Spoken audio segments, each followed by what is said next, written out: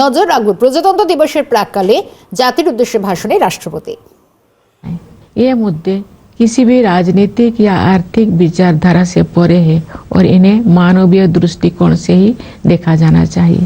सरकार ने केवल जन कल्याण योजनाओं का विस्तार और संवर्धन ही नहीं किया है, अपितु जन कल्याण की अवधारणा को भी नया अर्थ प्रदान किया है। हम सभी उस दिन गर्व का अनुभव करेंगे जब भारत ऐसे कुछ देशों में शामिल हो जाएगा जहां शायद ही कोई बेघर हो।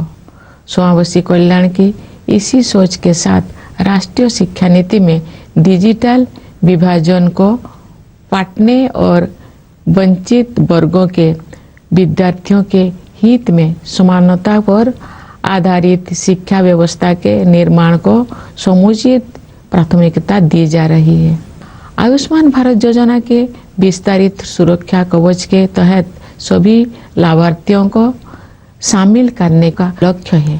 इस संरक्षण से गरीब और कमजोर वर्गों के लोगों में एक बहुत बड़ा विश्वास जगा है। हमारे खिलाड़ियों ने अंतर्राष्ट्रीय मंच पर भारत का मान बढ़ाया है। पिछले साल आयोजित एशियाई खेलों में हमने 107 पदकों के नए कीर्तिमान के साथ इतिहास रचा और एशियाई पैरा खेलों में हमने 111 पदक जीते। ये अत्यंत प्रसन्नता की बात है कि महिलाएं हमारी पदक तालिका में बहुत प्रभावशाली योगदान दे रही है। हमारे श्रेष्ठ खिलाड़ियों की सफलता से बच्चों को विभिन्न खेलों में भाग लेने के लिए प्रेरणा मिली है, जिससे उनका आत्मविश्वास बहुत बढ़ा है। मुझे विश्वास है कि नई आत्मविश्वास से भरपूर हमारे खिलाड़ी आगामी पेरिस ओलंपिक में और भी अच्छा प्रदर्शन करेंगे।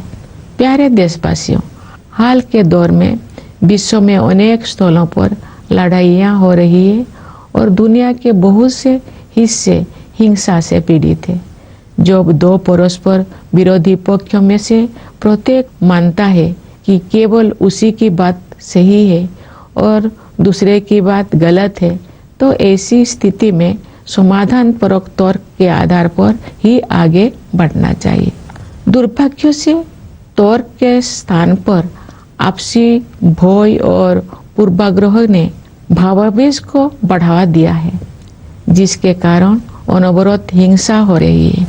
बड़ी पैमाने पर मानवीय त्रासदियों की अनेक दुखद घटनाएं हुई है और हम सब इस मानवीय पीड़ा से अत्यंत व्यथित है। ऐसी परिस्थिति में हमें भगवान बुद्ध के सारगर्भित शब्दों का स्मरण होता है। नहीं बेरेनो वेरानी समन्तिद कुदाचनम ओबेरेन च समन्ति एसो धमो सनंतन। इसका भावार्थ है, यहाँ कभी भी शत्रुता को शत्रुता के माध्यम से शांत नहीं किया जाता है, बल्कि अशत्रुता के माध्यम से शांत किया जाता है। यही शाश्वत नियम है। वर्धमान महावीर और सम्राट अशोक से लेकर राष्ट्रपिता महात्मा गांधी तक भारत ने सदैव एक उदाहरण प्रस्तुत किया है कि अहिंसा केवल एक आदर्श मात्र नहीं जिसे हासिल करना कठिन है, बल्कि ये एक स्पष्ट संभावना है। यही नहीं, अपितु अनेक लोगों के लिए ये एक जीवंत यथार्थ है। हम आशा करते हैं कि संघर्ष में उलझे क्षेत्रों में उन संघर्षों को सुलझाने तथा शांति स्थापित करने के मार्ग खोज लिए जाएंगे। वैश्विक पर्यावरण संकट से उबरने में भी भारत का प्राचीन ज्ञान विश्व समुदाय का मार्गदर्शन कर सकता है।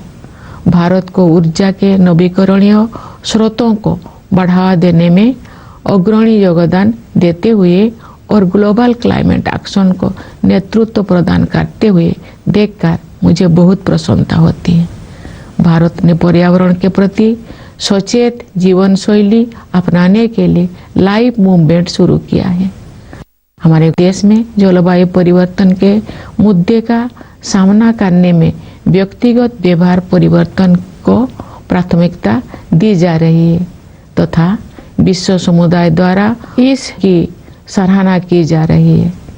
हर स्थान के निवासी अपनी जीवन शैली को प्रकृति के अनुरूप ढालकर अपना योगदान दे सकते हैं और उन्हें ऐसा करने ही चाहिए। इससे न केवल भावी पीढ़ियों के लिए पृथ्वी का संरक्षण करने में सहायता मिलेगी बल्कि जीवन की गुणवत्ता भी बढ़ेगी। प्यारे देशवासियों, हमारे स्वाधीनता